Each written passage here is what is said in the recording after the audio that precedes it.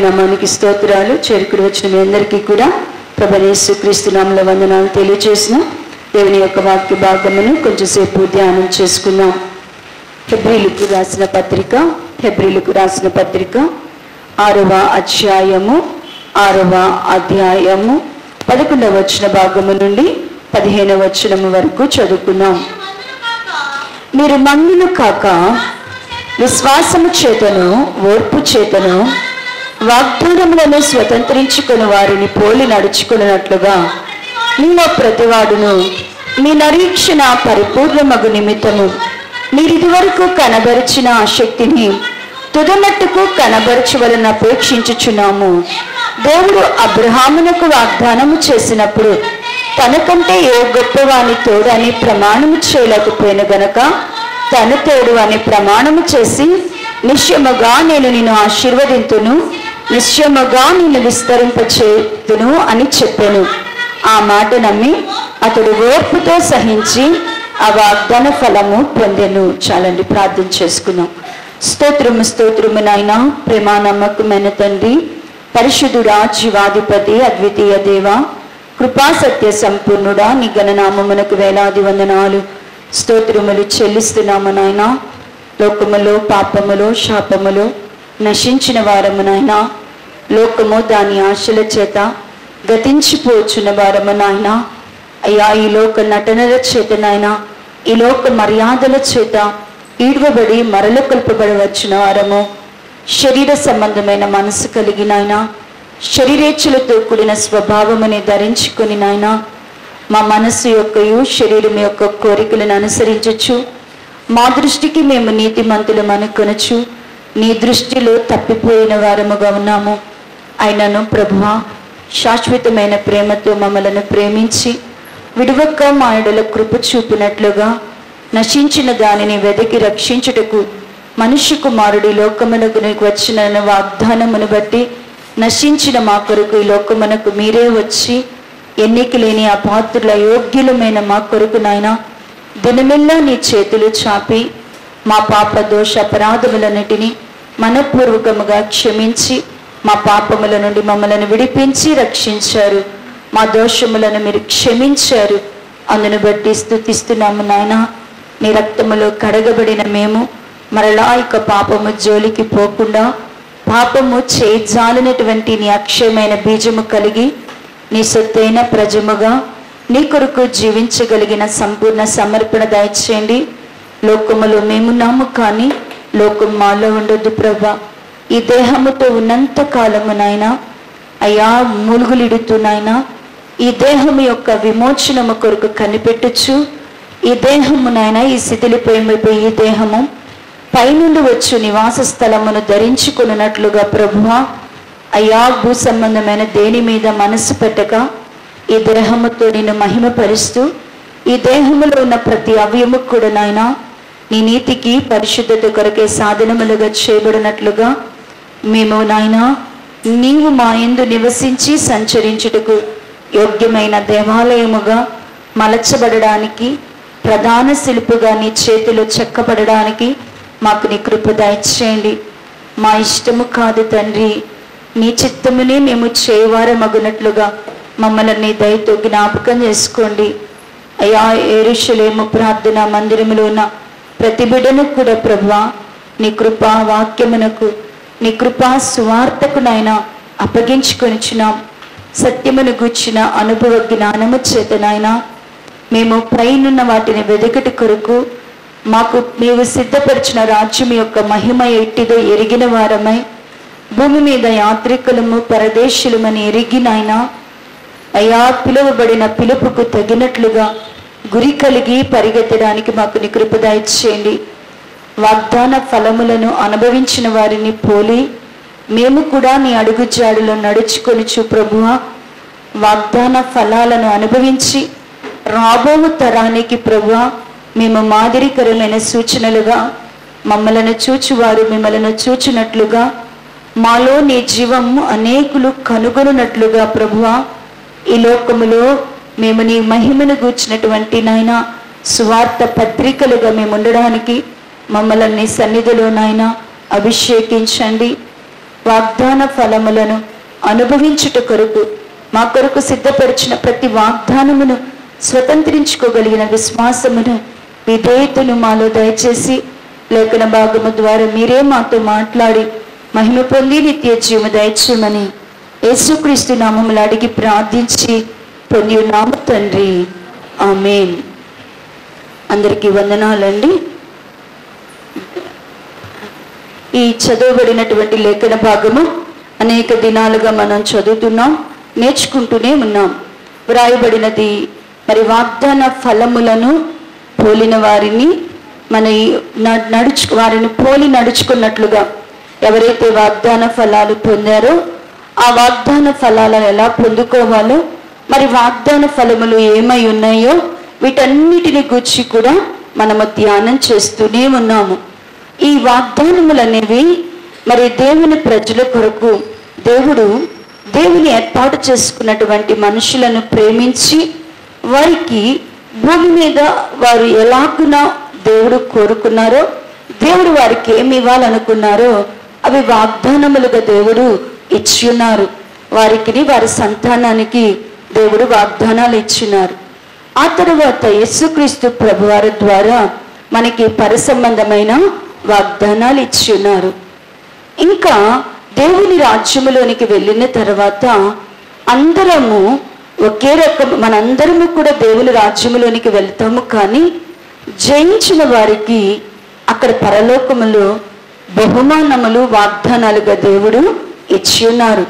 మరి జయించిన వారికి దేవుడు పరలోకములో ఆధిక్యతనివ్వబోతున్నాడు.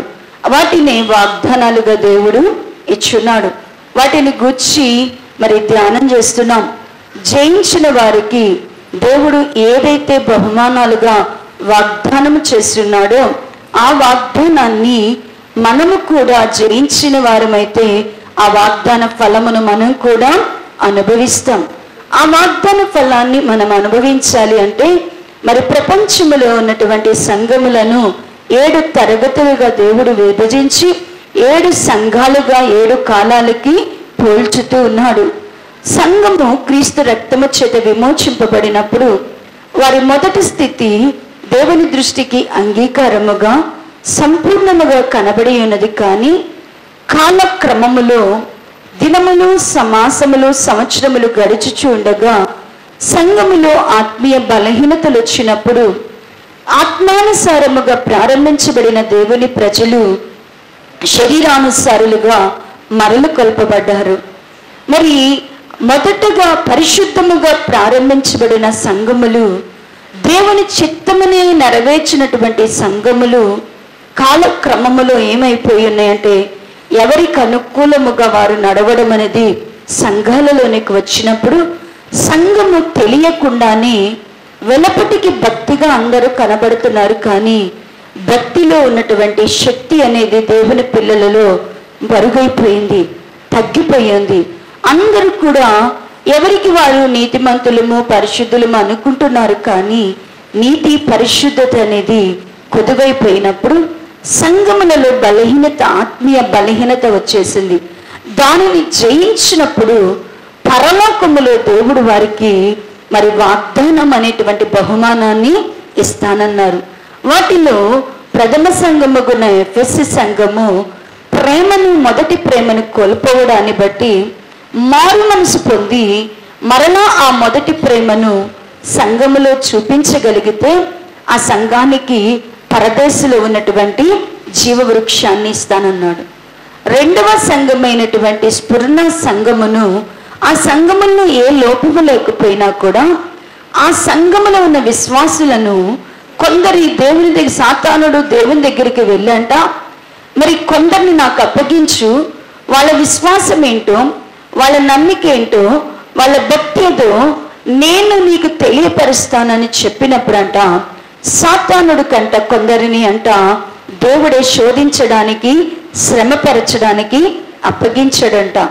ఎలాగున పేతురు గారిని సాతానుడు జల్లించాలని, గోధుమలాగా జల్లించాలని కోరుకున్నట్లుగా ఈ స్ఫురణ సంఘములో ఉన్నటువంటి విశ్వాసులను పరీక్షించడానికి, పరిశోధించడానికి సాతానుడు యొక్క శోధనకి, సాతాను ఇచ్చేటువంటి శ్రమకి మరి దేవుడు కొందరిని అప్పగించారు. ఆ శోధన శ్రమ నీతిమంతులైనటువంటి దేవుని పిల్లలకు కలిగినప్పుడు, పరిశుద్ధులైనటువంటి దేవుని పిల్లలకు మరి నానా విధమైన శోధనలు వచ్చినప్పుడు, మరి వారిలో ఎవరైతే నమ్మకత్వాన్ని కలిగి ఉంటారో, శోధనలో ఎవరైతే దేవుని ఎడల విశ్వాస్యతను కలిగి ఉంటారో, నమ్మకస్తులుగా ఉంటారో, వాళ్ళకి జీవ కిరీటం ఇస్తానని, వారిని రెండవ మరణము నుండి తప్పిస్తానని దేవుడు వాగ్దానం చేశారు. మూడవ సంఘమైనటువంటి పెర్గమా సంఘముని గురించి ధ్యానం చేస్తున్నాం. ఈ పెర్గమా సంఘము అనేది వారి మొదటి స్థితి ఎలా ఉన్నది అంటే, మరణము కంటే మరి దేవుని జీవము కంటే మరణం ఎంత మాత్రము గొప్పది కాదని, దేవుడు వారికి ఇచ్చిన రక్షణ కంటే వారికి కలిగేటువంటి శ్రమలు, శోధనలు ఎన్నదగినవి కావని, వారు అల్పకాల శ్రమలకు, శోధనల కంటే దేవుని కొరకు వారి ప్రాణాలను కూడా అర్పించడానికి ఆ సంఘము సిద్ధపడి ఉన్నది. కాబట్టి ఆ సంఘములో మొదటి స్థితిలో అంతికయ్య అనేటువంటి వాడు మరి హతసాక్షిగా చేయబడి ఉన్నాడు. ఈ మొదటి సంఘములో, ఈ యొక్క పెర్గమా సంఘం యొక్క మొదటి స్థితిలో అనేకులు రక్షింపబడి వీరి ద్వారా గొప్ప ఉద్యమం అనేది ఆ ప్రాంతంలో కలిగింది. అప్పుడు అనేకులు కూడా యేసుక్రీస్తు ప్రభువారిని నమ్ముకున్నారు. అన్ని జాతులలో నుండి, అన్ని మతములలో నుండి యేసు ప్రభుని నమ్ముకోవడము అనేది ఒక క్రైటీరియా లాగా, లేకపోతే యేసుక్రీస్తు ప్రభువుని నమ్ముకోవడము అనేది అదేదో గొప్పదిగా, అంటే మేము యేసు ప్రభు నమ్ముకున్నాము అంటే, మేము యేసు ప్రభు నమ్ముకున్న బిడలము అంటే ఆ కాలంలో అదొక గొప్పతనములాగా అనేకులు మారు మనసు లేకుండానే సంఘంలోనికి వచ్చేసారు. దేవుణ్ణి తెలుసుకున్నారు. పాప క్షమాపణ లేదు, అన్ని జీవుల క్రియలు వారు విడిచిపెట్టలేదు. సంఘములో యేసు ప్రభుని దేవుడుగా అంగీకరించి సంఘము విస్తరించబడింది. సంఘములోనికి ఎప్పుడైతే ఈ మిశ్రమ జాతి వారు వచ్చారో, సంఘములోనికి పరిశుద్ధులు, విశ్వసించినటువంటి దేవుని పిల్లలు అతి పరిశుద్ధమైన దాని మీద ఎలాగైతే తమను తాము కట్టుకొని పరిశుద్ధాత్మలో ఆనందించేవారుగా ఉన్నారో, వారి మధ్యకి మిశ్రమమైన వారు వచ్చినప్పుడు సంఘములోనికి ఏమైంది అంటే కనుక, నికోలైతు బోధలు, అపవాద యుక్తిగా వచ్చేసింది. ఇప్పుడు నికోలైతు బోధలతోనూ బిలామ బోధలతో మరి యాజకులను చెరపట్టింది. ఆ ప్రధాన కాపులను చెరపట్టి, ఈ ప్రధాన యాజకులుగా ఉన్నవారు ఇప్పుడు దేవునిని సంతోషపరచడము కంటే కూడా వాళ్ళ బోధలో ఏమొచ్చింది అంటే కనుక, మనుష్యులను సంతోషపెట్టే బోధలు, మనుషులకు అనుకూలమైనటువంటి బోధలు చేయడము చేశారు. ఎప్పుడైతే సంఘములో సత్యమును గూర్చిన అనుభవ జ్ఞానము లేకుండా పోయి ఉన్నదో, రక్షింపబడినటువంటి మనము సంఘము ఏమి సంపాదించుకోవాలి అంటే, రక్షణ గూర్చినటువంటి జ్ఞానం, అంటే సత్యమును గూర్చిన అనుభవ జ్ఞానము కావాలి. ప్రతి ఒక్కరికి, మనందరికి ఎవరికి కావాలా? సత్యమును గూర్చిన అనుభవ జ్ఞానము కావాలా, పరిశుద్ధతలో పరిపూర్ణం కావాలా. ఈ రెండు ఎప్పుడైతే సంఘము కోల్పోయిందో, ఈ సంఘాన్ని యుక్తిగా అపవాది బోధల చేతని, అబద్ధ బోధల చేత, కల్పన కథల చేత ఏం చేసేసింది అంటే కనుక చెరపట్టి నశింప చేస్తుందంట. ఇప్పుడు సంఘం యొక్క పని ఏంటి అంటే కనుక, మనం ఎలాగునా సత్యమును గూర్చిన అనుభవ జ్ఞానములో నుండి తప్పిపోయామో మనము తెలుసుకొని, విశ్వసించువారు అతి పరిశుద్ధమైన దాని మీద ఉన్నారో లేదని చూసుకొని, దేవుని యొక్క నిత్య జీవార్థమైనటువంటి ఏర్పాటు మనలో ఉన్నదో లేదో పరీక్షించుకొని, పరిశుద్ధతలో మనం ఉన్నామో లేదో పరీక్షించుకొని, ఇప్పుడు మనం ఏ బోధ చేత పట్టబడ్డామో ఆ బోధలను మనం ఏం చేయాలి? నికోలైతు బోధలను, బిలాము బోధలను మనం కూడా ఏం చేయాలంట? ఎదిరించాలా, ఖండించాలా, వాటిని వెలివేయాలా. అప్పుడు దేవుడు జయించిన వారితో, ఎవరైతే సత్యమును అడ్డగించేటువంటి బోధలను ఎవరైతే ఎదిరిస్తారో, జయిస్తారో ఆ బోధలను వారికి దేవుడు వాగ్దానం చేసింది ఏంటంటే మరుగై ఉన్న మన్నాను ఇస్తానని, తెల్లని రాతినిచ్చి ఆ దాని మీద ఎవరికి తెలియనటువంటి ఒక కొత్త పేరు పెడతానని. పరలోక రాజ్యములో ఎవరు మరి ఈ మరుగై ఉన్న మన్నాను దేవుడు ఏదైతే ఇజ్రాయేల్ ప్రజలకు దేవదూతలు భుజించే ఆహారాన్ని ఇచ్చాడో దానిని పరలోకములో జయించిన వారికి దేవుడు ఇవ్వబోతున్నాడంట. ఆ జీవాహారాన్ని వారికి ఇవ్వబోతున్నాడంట. రెండవదిగా తెల్లని వస్త్రం, అంటే తెల్లని రాతి అంటే లెనిన్ వస్త్రం. అది ఎవరు ధరిస్తారు అంటే యాజక రూపమైనటువంటి వారు. తర్వాత పెండ్లి కుమార్తెకు మాత్రమే ఆ తెల్లని రాతి అనేటువంటిది ఇయ్యబడుతుంది. ఇప్పుడు క్రొత్త పేరును గురించి మనము ధ్యానం చేస్తున్నాం. దేవుడు పరలోకములో ఎవరికి కొత్త పేరు పెట్టబోతున్నారు? అందరికీ దేవుడు క్రొత్త పేరు పెడతారా అంటే అందరికీ క్రొత్త పేర్లు లేవు. దేవుడు తన బిడ్డలను ఎవరికి ఆయన క్రొత్త పేరును నామకరణం చేస్తారు అంటే మనము ధ్యానం చేసి ఉన్నాం. సీమోను పేతురును దేవుడు మరి చెప్తున్నాడు, ఇక మీదట నీవు సీమోను పేతురువు కాదు, ఇక మీదట నిన్ను కేఫా అని పిలుస్తారు అన్నారు. కేఫా అని పేరు పెడతారు. ఎందుకు ఆయన పెట్టించుకున్నాడు? ఎందుకు దేవుడు సీమోను పేరు మార్చాడు? ఎందుకు దేవుడు సౌలును పౌలుగా మార్చారు? దేవుడు కొంతమందికి దేవుడు ఎందుకు కొత్త పేరుని యాకోబుని ఇజ్రాయేలుగా మార్చాడు? ఎందుకు వారికి కొత్త పేర్లు దేవుడు పెట్టారు అంటే దేవుడు ఎవరికి కొత్త పేరు ఇస్తారంటే సీమోనుని మనము ధ్యానం చేసినప్పుడు యేసుక్రీస్తుని వెంబడించుచున్నటువంటి సీమోను దేవుణ్ణి అనేకులు అద్భుతముల కొరకు ఆయన వెంబడిస్తున్నారు. కొందరు రొట్టెల కొరకు ఆహారం కొరకు ఆయన వెంబడిస్తున్నారు. కొందరేమో ఆయనతో ఉంటే మనల్ని కూడా మంచోళ్ళు అనుకుంటారని కొందరేమో వెంబడిస్తున్నారంట. అంటే ఆయన దగ్గర ఉంటే మమ్మల్ని కూడా ఏమనుకుంటారు? మంచోళ్ళు, మమ్మల్ని కూడా భక్తులు శిష్యులు అనుకుంటారని వెంబడిస్తున్నారు. కొందరు మాత్రము దేవుడు తనని ఎలా వెంబడించాలో అలా వెంబడించే వారుగా ఉన్నారు. దేవుడు తనని వెంబడించే విధానములో దేవుని యొక్క చిత్తమును ఎరిగి ఆ ప్రకారముగా దేవునితో నడుచుకున్నవాడు సీమోను గారు. ఏంటి, ఒక చేపల వాడు, చేపలు పట్టుకునేవాడు ఎప్పుడైతే దేవుని యొక్క మాటకు లోబడి దేవుని వెంబడించడం ప్రారంభించాడో సీమోను గారు మొట్టమొదట దేవునిని ఎలా తెలుసుకున్నాడంటే ఆయన పరిశుద్ధుడు, నేను పాపిని, ఆయన దేవుడు, నేను మనుష్యుడను అని తెలుసుకోగలిగాడు. అందుకని సీమోను పేతురు మొదట దేవునితో మాట్లాడినప్పుడు నేను పాపాత్ముడను అని దేవుని దగ్గర ఒప్పుకున్నాడు.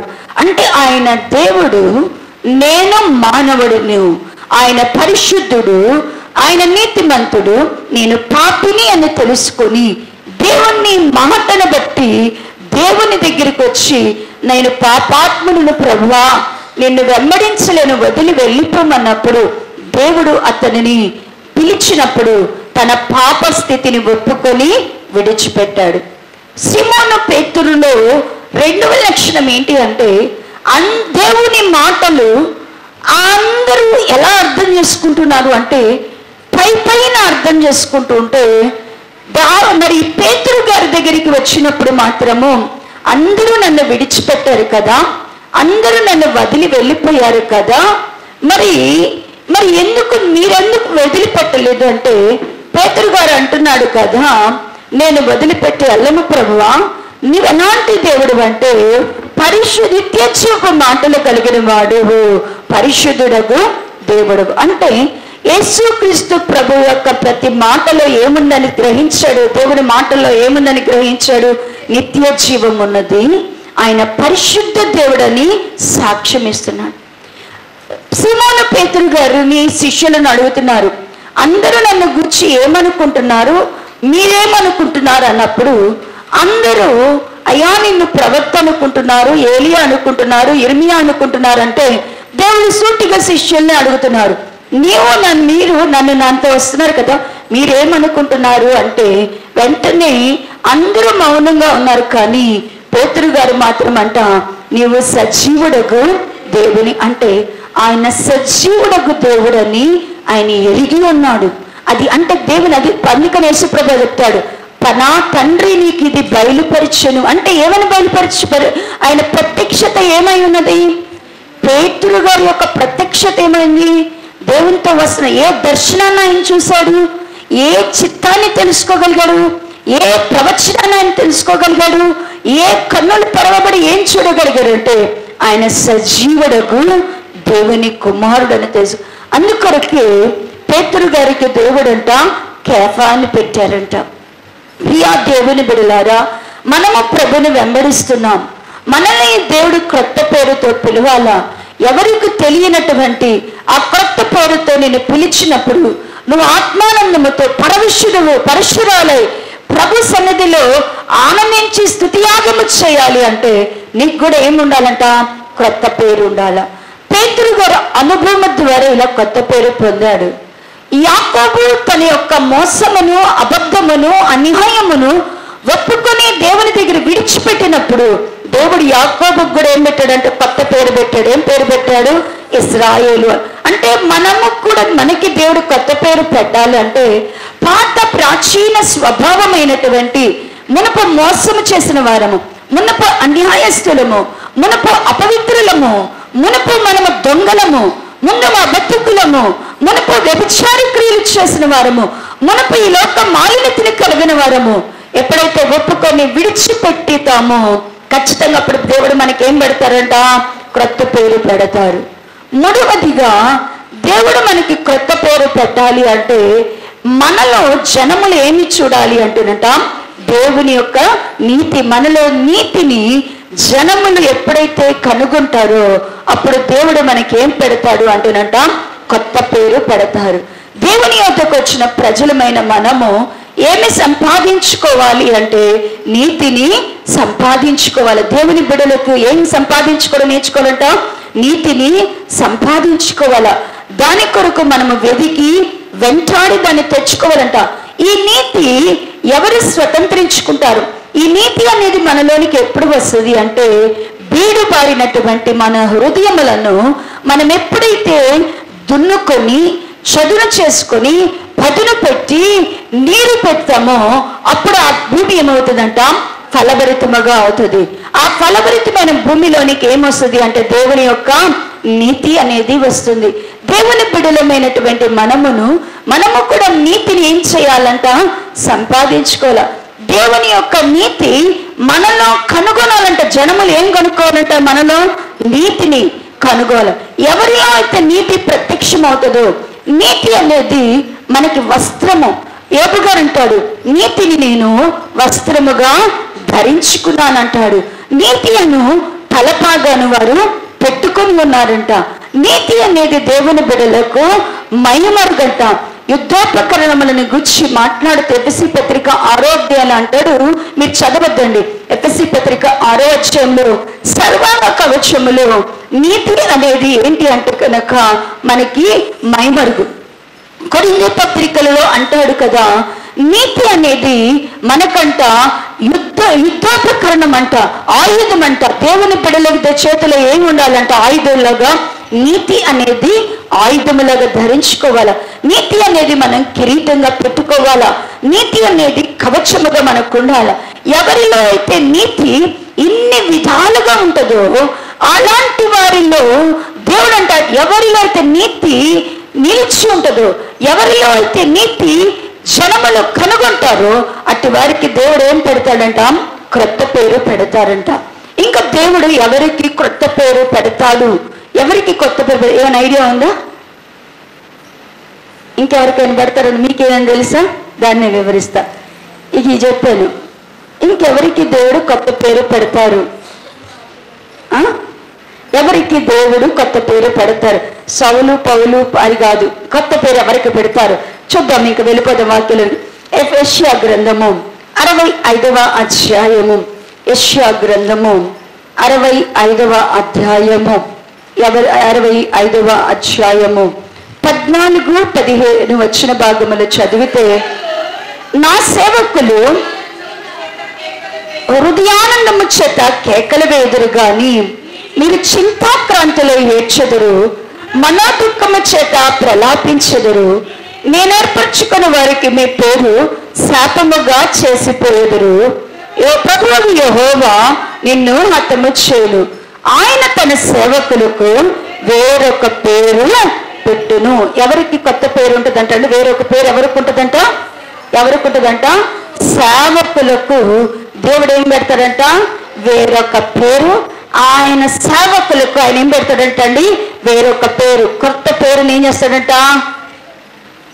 వాళ్ళు ఏ పేర్లు పెట్టుకున్నా, వాళ్ళు యాకోబు పెట్టుకున్నా, వాళ్ళు పౌలను పెట్టుకున్నా, లేకపోతే ఇక్కడ భూమి మీద పేతురు కేఫా అని పెట్టుకున్నా, లేకపోతే ఇంకే గొప్ప ప్రవక్తల పేర్లు పెట్టుకున్నా కూడా ఆ పేరు కాదు. దేవుడంట తన సేవకులకు ఆయన వేరొక పేరుని ఏం చేస్తాడంట? పెడతాడు. అసలు సేవకులు అంటే ఎవరు? సేవకులు అని ఎవరిని పిలుస్తారు? సేవకులు అంటే ఎవరండి? చెప్పండి. వాక్యం చెప్పేవాళ్ళు సేవకులా? ప్రవచించేవారు సేవకులా? యాజకత్వం చేసేవాళ్ళు సేవకులా? సేవకులు అంటే ఎవరు? దేవుని వాక్య భాగంలో మనం పరిశీలించుకోవడానికి కొన్ని మాటలను జ్ఞాపకం చేసుకుందాం. చూడండి ప్రియులారా, కీర్తనల గ్రంథము 86వ దావీదు కీర్తన, కీర్తనల గ్రంథము 86వ దావీదు కీర్తన, 86వ దావీదు కీర్తన 16వ వచన భాగమును ఒకసారి చదవాలి. నా తట్టు తిరిగి నన్ను కరుణింపము, నీ సేవకునికి నీ బలమును అనుగ్రహించుము, నీ సేవకురాలు కుమారుని రక్షింపుము అంటున్నారు.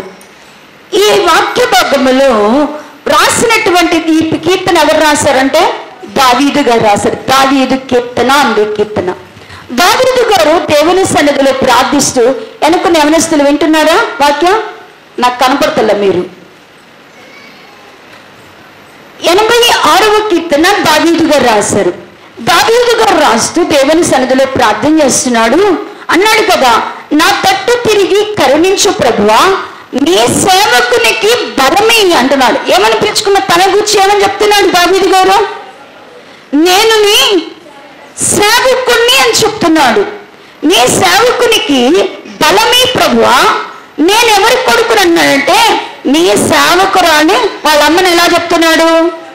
మా అమ్మ సేవకురాలు, నేనేమో సేవకుడును అంటున్నాడు. 116వ దావీదు కీర్తన, 116వ దావీదు కీర్తన, 116వ కీర్తన 16వ వచన భాగం 514వ పేజీ, 514వ పేజీ, 116వ అధ్యాయము 16వ వచన భాగము. యెహోవా, నేను నిజముగా నీ సేవకుడును, నీ సేవకుడును, నీ సేవకురాలు కుమారుడునై ఉన్నాను, నీవు నా కట్లు విప్పి ఉన్నావు. ఇక్కడ కూడా దావీదు గారు ఈ కీర్తన రాశారు. దావీదు గారు మళ్ళీ ఇక్కడ కూడా ఏమైనా దేవునికి చెప్పుకుంటున్నాడు? నేను ఎవరినని చెప్పుకున్నాడు దావీదు గారు? నేను నిజముగా నీ సేవకుని. నేను ఎవరినన్నాడు? నిజంగా నీ సేవకునయ్యా, నీ సేవకుని, నీ సేవకురాలి కుమారుని అన్నాడు. అంటే దావీదు గారు దేవుని సేవకుడా? ఆయన ఏం చేశాడని సేవకుడు అనిపిస్తాం. మనం ఎవరిని సేవకుడు అంటాం? చెప్పండి. మనం సేవకుడు అని ఎవరిని అంటాం? వాక్యం చెప్పే వాళ్ళని, యాజకత్వం చేసే వాళ్ళని, మరి దేవుని యొక్క ఆత్మ సంబంధమైన క్రియలు కార్యాలు చెప్పే వాటిని వాళ్ళని అంటామా మనం? సేవకుడు అంటాం. మరి దావీదు గారు ఏమైనా యాజకత్వం చేశారా? మరి దావీదు గారిని ఎందుకు దావీదు గారు ఏమి చెప్తున్నాడు డైరెక్ట్గా? నేను నీ సేవకుడును అంటున్నాడు. మా అమ్మ ఎవరు అంటున్నారు? సేవకురాలు, ఆమె కొడుకుని అని చెప్తున్నాడు. దావీదు గారు గురించి బైబిల్లో ఏమని రాయబడంటే దావీదు గారు దేవుని సేవకుడు.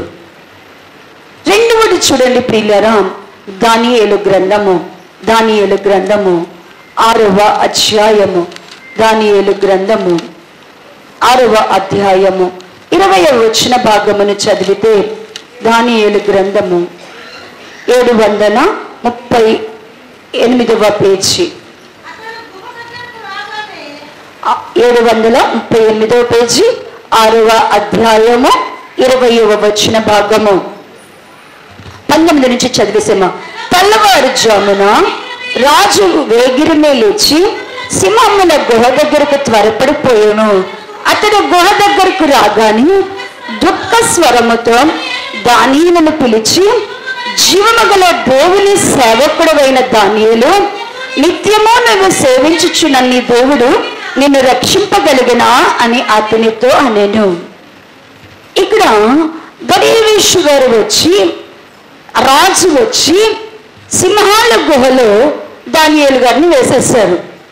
దానియేలు గారు 1 నెల రోజులు రాజుకు తప్పితే ఎవరు కూడా ప్రార్థన చేయకూడదు, రాజును గణపరచుటకు తప్పితే మరి ఎవరిని గురించి కూడా దేవునికి దేవతకి ప్రార్థన చేయకూడదు అనే చట్టము ఈ బబులోను దేశంలో వచ్చినప్పుడు దానియేలు గారు రాజుకి అత్యంత ప్రియుడు. రాజుకి ఎవరంటే బాగా ఇష్టం అంట? దానియేలు అంటే. దానియేలు దేవుని పద్ధతిలోను మనుషుల పద్ధతిలో ఏ లోపము లేనివాడంట. ఇంత మంచివాడు, రాజుకి ఇష్టమైన వాడు. అయితే ఇతడు రాజు మీద అంటే అక్కడ ఉన్నటువంటి కొన్ని కుట్రపరులైనటువంటి రాజ్యాధిపతులు ఏం చేశారు అంటే, రాజుకు తప్పితే ఎవరికి కూడా నమస్కారము, ఏ దేవుడికి దేవతకి నమస్కారం చేయకూడదు 1 నెల రోజులని చెప్పినప్పుడు దానియేలు గారంట ఎంత మాత్రము కూడా ఆ చట్టానికి లోబడలేదంట. లోబడకపోవడాన్ని బట్టి వచ్చేటువంటి శిక్ష ఏంటి అంటే కనుక సింహాల గుహలో వెయ్యాల. మరి వచ్చి చెప్పారు, అయ్యా నీకు తప్పితే ఎవరికి ప్రార్థన చేయకూడదని 4 రోజులు చెప్తే నీకు ఇష్టమైన దానియేలు మాత్రం నీ మాటను నీ శాసనాన్ని ఏమాత్రము ఖాతరు చేయకుండా ముమ్మారు కిటికీ తలుపులు తెలిసి ఏం చేస్తున్నాడు? ప్రార్థన చేస్తున్నాడు. అంటే దానియేలు ఎలా చేశాడంటే రాజుకే చాలా కష్టం ఉంది. దానియేలుని శిక్షించాలంటే రాజుకి చాలా బాధగా ఉంది. కానీ చట్టం కాబట్టి మార్చలేడు. కాబట్టి దానియేలు గారిని తీసుకెళ్లి సింహాల గుహలో వేసేసాడు. వేసిన తర్వాత రాజుగారికి ఒక నమ్మకం ఉందంట. రాజుగారు మరి దానియేలు ఎలాంటి వాడంటే జీవము కలిగిన దేవునిని సేవించేవాడు. కాబట్టి వారు దేవుడు ఖచ్చితంగా దానియేలుని ఏం చేస్తాడు? కాపాడుతాడు అని నమ్మాడు. అలాగనే ఉదయాన్నే తెల్లవారుగానే రాజు లేసొచ్చి సింహాల గుహ దగ్గరికి వచ్చి దానియేలు గారిని ఎలా పిలుస్తున్నాడంటే, జీవము కలిగినటువంటి దేవుని సేవకుడైన దానియేలు దానియేలు గారిని ఎలా పిలుస్తున్నాడు? జీవము గల దేవుని సేవకుడైన సేవకుడా అని పిలుస్తున్నాడు. జీవము కలిగిన దేవుని సేవకుడైన దానియేలు అన్నాడు. దావీదు గారేమో నేను నీ సేవకుడునయ్యా, నీ సేవకురాలు కుమారుణ్ణయ్యా అంటున్నాడు. ఇక్కడేమో ఈయనకేం పిలుస్తున్నాడు? జీవము గల దేవుని సేవకుడైన దానియేలు, దేవుని సేవకుడు అని పిలిపించుకుంటున్నాడు దానియేలు. దావీదు గారు దేవుని సేవకుడు అని పిలిపించుకుంటున్నాడు. ప్రియులారా, మనం ఎవరి సేవకులను ఎవరు పిలుస్తాం? మీరు కాదంటారా? మీరు సేవకులు కాలేరంటారా? దానియేలు ఏమైనా యాజకత్వం చేస్తున్నాడా? దానియేలు ఏమైనా ధర్మశాస్త్రాన్ని ఉపదేశం చేస్తున్నాడా? దానియేలు ఏమైనా ప్రవక్తగా ఉన్నాడా? దానియేలు ఏమైనా దేవుని కార్యాలు ఏమైనా చేస్తున్నాడా మందిరంలో? కాదు కదా. కానీ ఎందుకు సేవకుడు అని పిలిచాడు? దేవుని సేవకుడు అని వాళ్ళు ఎందుకు పిలిపించుకున్నారు? నేను నిజముగానే సేవకుడని దావీదు గారు ఎందుకు చెప్పగలిగాడు? చూడండి, యెషయా గ్రంథము 49వ అధ్యాయము. యెషయా గ్రంథము 49వ అధ్యాయము. యెషయా గ్రంథము 49వ అధ్యాయము 3వ వచన భాగము. 3వ వచనం 610వ పేజీ. 610వ పేజీ 49వ అధ్యాయము 3వ వచన భాగం. ఇజ్రాయేలు, నీవు నా సేవకుడవు. చాలండి, మనం ఇక్కడ జ్ఞాపకం చేసుకో. యాకోబు గారిని గురించి దేవుడు మాట్లాడుతూ యాకోబు గారిని గురించి ఏమని చెప్తున్నాడు దేవుడు? ఇజ్రాయేలు, నీవు నా సేవకుడవు. ఇజ్రాయేలు నువ్వు నా. యాకోబు ఏం సేవ చేశాడు? యాకోబు గారు ఏం సేవ చేశారు? కానీ దేవుడు ఏమని పిలుస్తున్నాడు? ఇజ్రాయేలు నీవు నా సేవకుడువు, నీవు నా సేవకుడువు అంటున్నాడు దేవుడు. ఇజ్రాయేలు దేవుడు సేవకుడు అంటున్నాడు. దానియేలు గారిని దేవుడు సేవకుడు అని పిలిపించారు. దావీదు గారిని దావీదు గారు దేవుడికి అన్నాడు, నేను నిజముగా నీ సేవకుడుని అంటున్నాడు. యేసుక్రీస్తు ప్రభువాని గురించి చెప్తూ కూడా 53వ యెషయా గ్రంథము 53వ యెషయా గ్రంథము 11వ వచన భాగమును చదివితే, అతడు తనకు కలిగిన వేదన చూచి తృప్తి నొందెను.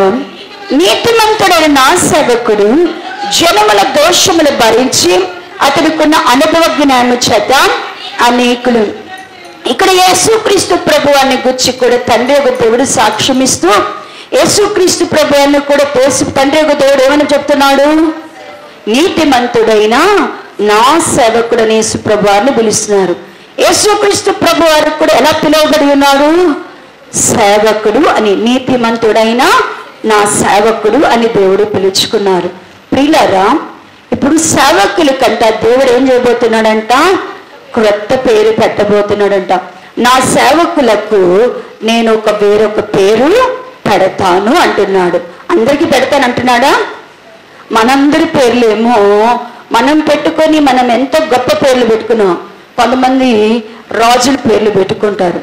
అంతటోళ్ళు కావాలని కొంతమంది జాన్ కెనడీ అని పెట్టుకుంటారు. అంటే జాన్ కెనడీ ఎవరు? జాన్ కెనడీ అంటే ఆయన అమెరికా దేశాన్ని పరిపాలించినటువంటి ఆయన ప్రెసిడెంట్ జాన్ కెనడీ.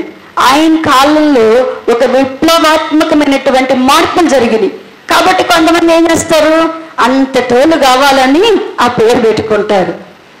మనం ఆ పేర్లు పెట్టినంత మనం జాన్ కెనడీ అని పెట్టుకున్నా, అబ్రహాం లింకన్ అని పెట్టుకున్నా, నెపోలియన్ అని పెట్టుకున్నా, అలెగ్జాండర్ అని పెట్టుకున్నా, మన ప్రపంచాన్ని జయించిన రాజుకి గుర్తు ఎవరు ఉన్నాడంట? అలెగ్జాండర్ అని పెట్టుకున్నా, పౌలని పెట్టుకున్నా, దావీదుని పెట్టుకున్నా. దావీదు గొప్పోడు కాబట్టి, రాజు కాబట్టి సలోమన్ అంత జ్ఞాని అని వాళ్ళని సలోమన్ అని పెట్టుకున్నా. మనము గనుక యేసు ప్రభు వారి పేరు పెట్టుకున్నా కూడా, యేసు పాదమని పెట్టుకున్నా, ఏ స్థలకాయని పెట్టుకున్నా, యేసు అని పెట్టుకున్నా, ఏది పెట్టినా యేసు ప్రభు అని పెట్టుకున్నా కూడా ఒక ఆమంట ఏం పేరు పెట్టాలంటే యేసు ప్రభు అని పెట్టమందంట. యేసు ప్రభు అని పెట్టుకోకూడదండి. ఎవరటండి? పెట్టుకోబాకండి పేర్లు. యేసు ప్రభు అని ఆమెన్నా ఏం పేరు పెట్టమంటే, అయ్యా నేను అనుకున్నానయ్యా పుడితే యేసు ప్రభు పెట్టుకుంటాను. యేసు ప్రభు అమ్మ అంటే పెట్టకూడదమ్మా. రేపు ఎవరైనా బయటికి పోతే రే యేసు ప్రభు అంటారు.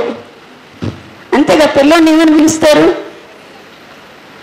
అతని పేర్లు పెట్టుకోబాకండి మీరు కూడా. అట్లాంటి గబక్కని దేవుడు ఏదో ఒకటి మీకు మంచి సూటబుల్ పేరు పెడతారు. అతని పేర్లు పెట్టకూడదు. అంటే అలాంటి పేర్లు పెట్టుకున్నా కూడా ఆ పేర్లన్నీ ఏమవుతాయంట? శాపవచనాలుగా అయిపోతున్నాయి అంట. మనం పెట్టుకున్న ఆశీర్వాదకరమైన పేర్లు కూడా మనల్ని అక్కడ దేవుని దగ్గర ఏమీ నిలబెట్టవంట. నిలబెట్టి మనకి కొత్త పేరు కావాలి అంటే నువ్వు ఏ పేరు? ఒకసారి ఒక అమ్మాయి నేను రిజిస్టర్ రాసుకుంటుంటే ఆ అమ్మాయి పేరు పెంటమ్మ అని వచ్చింది. నా స్టూడెంట్. నేను ఆ పేరు పిలవాలంటే బాధేసి నేను అమ్మాయిని పిలిచాను అన్నమాట. పిలిచి అడిగాను, ఏంటమ్మా పెంటమ్మ అని పెట్టుకున్నావు అని అడిగితే ఆ పిల్లని చూస్తే ఏం చేయమంటాం ఆమంతం, మేడం ఏం చేయమంటారండి, నా ముందు 4 పుట్టి చచ్చిపోయారంట. 4 పుట్టి చచ్చిపోతే ఎవరో చెప్పారంట, ఏమని చెప్పి అట్లాంటి పేర్లు పెడితే బతుకుతారని. అందుకనంట విచిత్రమైన పేర్లు అంత అమ్మాయి రిజిస్టర్లో ఆ పేరు పిలవాలన్నా, రాయాలన్నా, చదవాలన్నా ఎంత బాధగా ఉంటుందో కదా. ఒకవేళ ఇలాంటి పేర్లు పెట్టుకున్నా, గొప్ప గొప్ప వాళ్ళు పేర్లు పెట్టుకున్నా, మనము మాత్రము దేవుని సన్నిధిలో కొత్త పేరుతో మాత్రము పిలవబడను. దేవుడు పెట్టే కొత్త పేరు మనకు రావాలా? ఆ పేరు రావాలంటే మనము నిజముగా ఆయనకి ఏమై ఉండాలంట? సేవకులమై ఉండాలంట.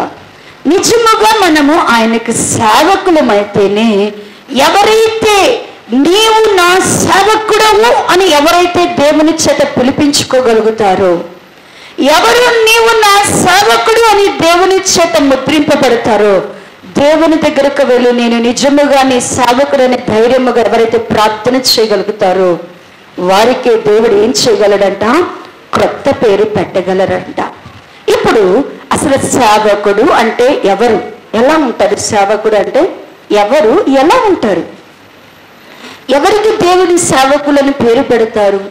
సేవకులు అనేవారు ఎలా ఉంటారు అంటే కొన్ని విషయాలను జ్ఞాపకం చేసుకుందాం. యోహాను సువార్త 12వ అధ్యాయము, యోహాను సువార్త 12వ అధ్యాయము, యోహాను సువార్త 12వ అధ్యాయము, యోహాను సువార్త 12వ అధ్యాయము, పేజ్ నెంబర్ 93, 24వ వచన భాగము నుండి 26వ వచనం వరకు చదవండి. గోధుమ గింజ భూమిలో పడి చావకుండిన ఎడల అది ఒంటిగానే ఉండును, అది చచ్చిన ఎడల విస్తారముగా ఫలించును. తన ప్రాణమును ప్రేమించువాడు దాన్ని పోగొట్టుకొనును. ఈ లోకములో తన ప్రాణమును ద్వేషించువాడు నిత్య జీవము కొరకు దాన్ని కాపాడుకొనునని మీతో నిశ్చయముగా చెప్పుచున్నాను. ఒకడు నన్ను సేవించిన ఎడల నన్ను వెంబడింపవలను. అప్పుడు నేను ఎక్కడ ఉండును అక్కడ నా సేవకుడు ఉండును. ఒకడు నన్ను సేవించిన ఎడల నా తండ్రి అతనిని ఘనపరచును. సేవకుడు అంటే ఏంటో ఇక్కడ యేసుక్రీస్తు ప్రభువారే చెప్తున్నాడు. దేవుని బిడ్డలైనటువంటి మనము సేవకులముగా దేవునికి మార్చబడాలి అంటే మొదట మనం ఎలా ఉండాలంటే, గోధుమ గింజ భూమిలో పడి చచ్చితేనే కానీ ఏమవుదంట? విస్తారంగా ఫలించదంట. దేవుణ్ణి నమ్ముకున్నాము అంటే మనము మనలాగా జీవించడానికి కాదు ప్రియులారా. దేవుణ్ణి యేసు ప్రభు దగ్గరికి మనం నమ్ముకున్నాం, ఆయన రక్తంలో కడగబడ్డాం, ఆయన రక్తంలో విమోచింపబడిన మనము మనలాగా జీవించడానికి కాదు దేవుని నమ్ముకోవాల్సింది. దేవునిలాగా జీవించడానికి ప్రభుని నమ్ముకోవాలా. మనం ఎవరిలాగా జీవించడానికి యేసు ప్రభు నమ్ముకోవాలంట?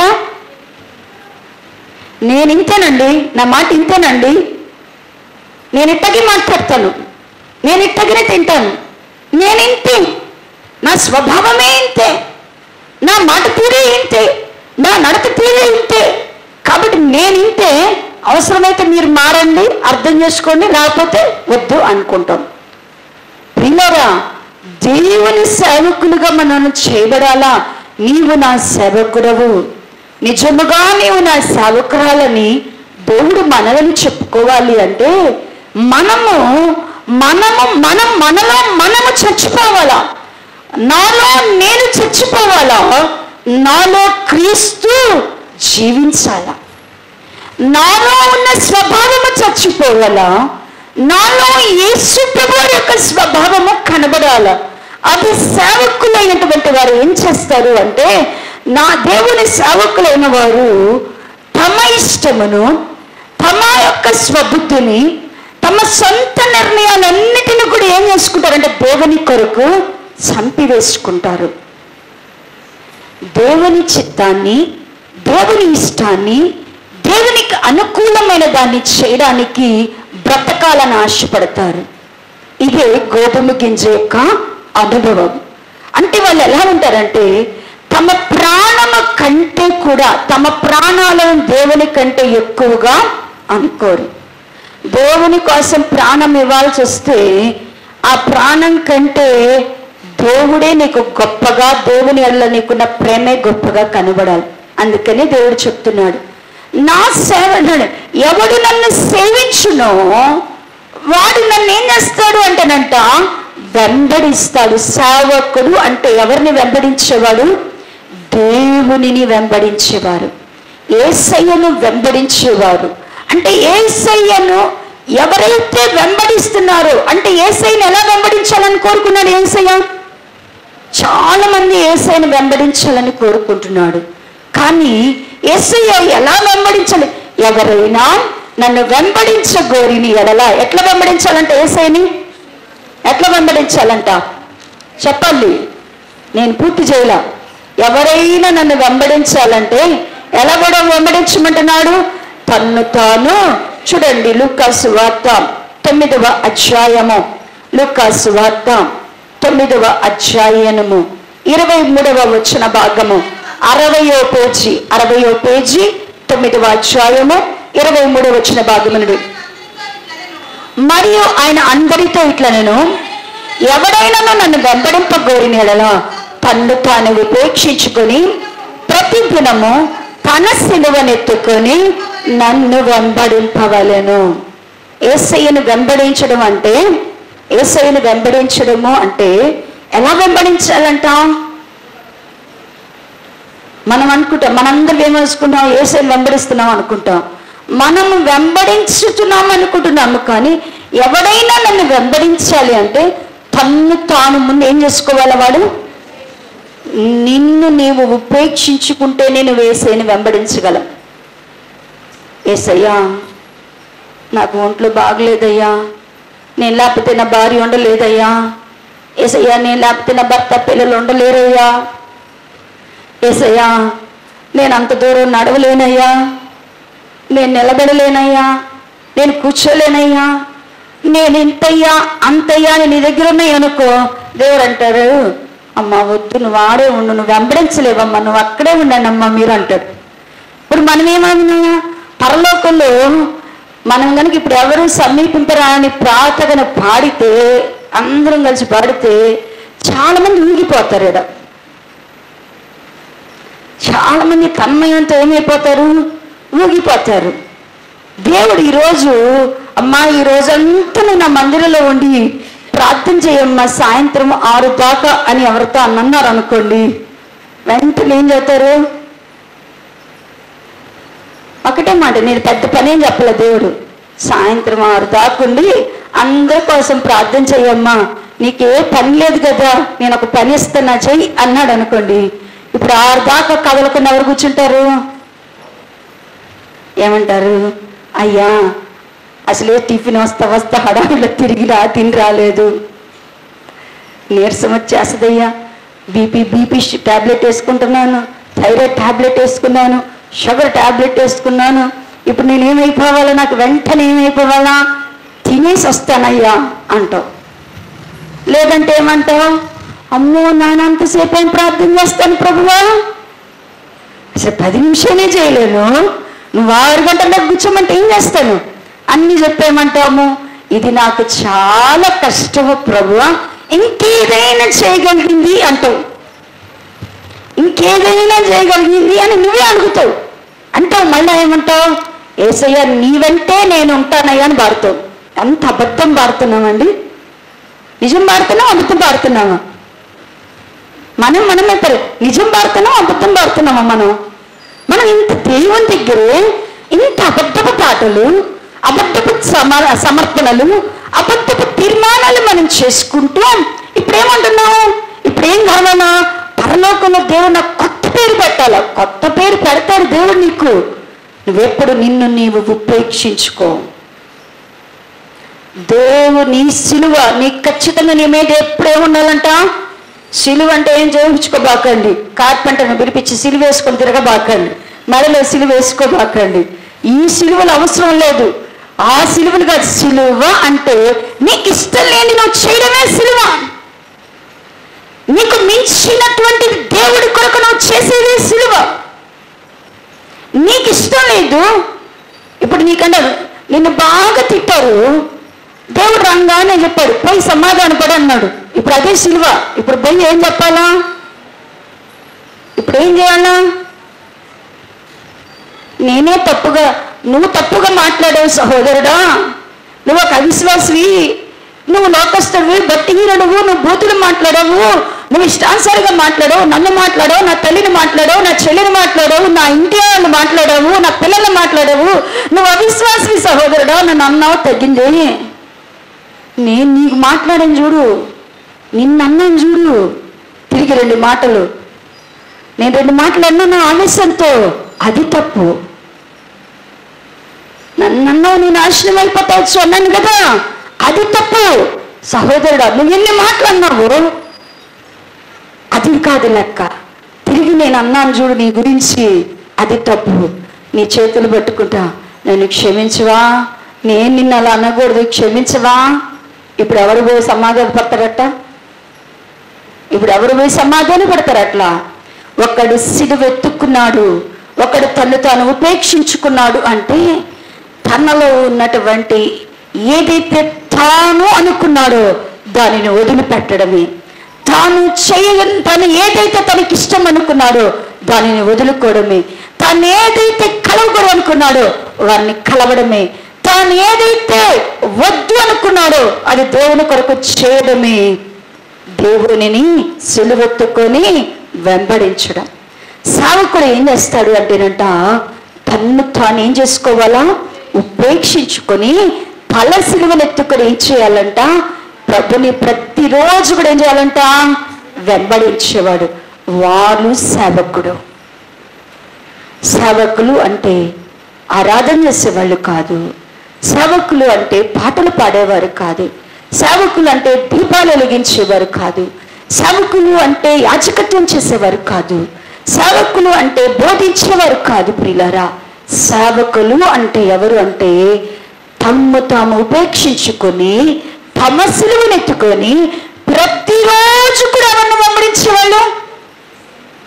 ఒక్కరోజు ఇష్టం, రోజు దేవుని ఇష్టమే చేసేవారు. నీ ఇష్టాన్ని పక్కన పెట్టి దేవుని ఇష్టాన్ని చేసేవారే సేవకులు. సేవకుడు అన్నాడు కదా, అలాంటి వారికంట దేవుడు ఏం చేస్తాడు అంటేనంట, నా సేవకునికి నేను వేరొక పేరు పెడతాను అంటున్నాడు. ప్రియులారా, నేను సేవకులమేనా? మనం సేవకులు అవ్వాలంటే మన మీదే అభిషేక తైలాలు అవసరంలా. మనం సేవకులు అయ్యాలంటే మన మీద ఏం కిరీటాలు పెట్టాల్సిన అవసరం లేదు. మనం సేవకులు అనిపించుకోవాలంటే మనకి ఏ చదువులు, పత్రాలు, సర్టిఫికేట్లు అవసరం లేదు. సేవకుడు అనిపించుకోవాలంటే నిన్ను నీవు ఉపేక్షించుకొని నీ సిలువ పెట్టుకొని ప్రతిరోజు నువ్వేం చేయాలా, ఆయన అడుగు చాడలలో ఆయన ఎలా నిన్ను నడిపిస్తుంటే అలా నువ్వు నడవగలిగితే నిన్ను నేను దేవుడు ఏమని పిలుచుకుంటాడంటే నా సేవకుడు అని పిలుచుకుంటాడు. రెండవది, సేవకుడు అంటే ఎవరు? సేవకులు ఎలా ఉంటారంటే యెషయా గ్రంథము 65వ అధ్యాయము, యెషయా గ్రంథము 65వ అధ్యాయము, యెషయా గ్రంథము 65వ అధ్యాయము 65వ అధ్యాయము 9వ వచన భాగమును చదవండి. 9వ వచన భాగము, పేజీ నంబర్ 624 పేజీ, 65వ యెషయా గ్రంథము 9వ వచన భాగము. యాకోబు నుండి సంతానమును, యూదా నుండి నా పర్వతములను స్వాధీనపరుచుకుని వారిని పుట్టించెదను. నేనేర్పరచుకున్న వారు దానిని స్వతంత్రించుకొందురు. నా సేవకులు అక్కడ నివసింతురు. దేవుని సేవకులు ఎలా ఉంటారు అంటే, రెండవది సేవకునికి ఉండేటువంటి రెండవ లక్షణం ఏంటంటే, వారు దేవుడు ఏర్పరిచిన పర్వతమును ఏం చేస్తారంట, స్వతంత్రించుకునే వారుగా ఉంటారంట. దేవుడు వారి కొరకు సిద్ధపరిచిన పర్వతమును ఎక్కగలిగిన వారుగా ఉంటారంట. ఈరోజు ఎంతమంది వాక్య లేఖన పట్టణం చదవడానికి వచ్చారు? టైం కొన్నారు. స్తుతి ఆరాధన తర్వాత లేఖన పట్టణం చదివేదానికి ఎంతమంది ఉన్నారు? ఒకసారి చేతులు ఎత్తండి. రాణాలు ఒకసారి చేతులు ఎత్తండి.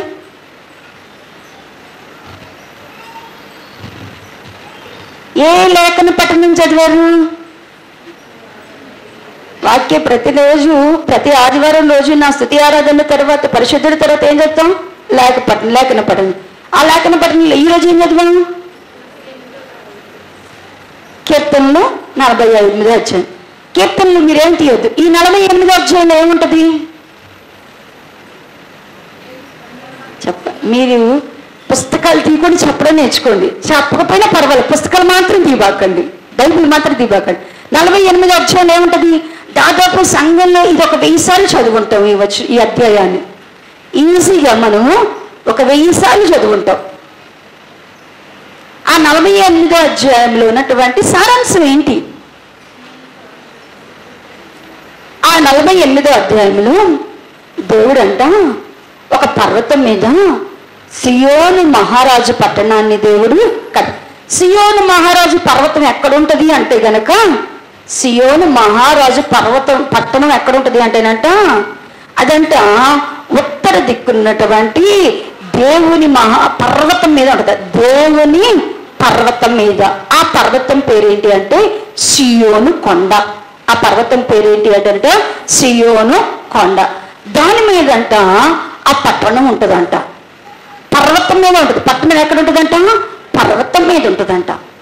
ఆ పర్వతంలో ఉన్నటువంటి పట్టణాన్ని స్వతంత్రించుకోవడానికంట, ఆ పట్టణంలోకి వెళ్ళడానికంట తొందరగంట మనలాంటి వాళ్ళు తోసేసుకునంట రాజులైనటువంటి వారు, ప్రధానులైనటువంటి వారు, గొప్ప గొప్ప వాళ్ళంట, మీరు పక్కకు పోండి, మేము వెళ్ళి ఆ పట్టణంలో ఉంటాం, మీరే పాట వాళ్ళనంట పరిగెత్తుకుంటూ ఆ పట్టణంలోకి వెళ్ళిపోతారంట.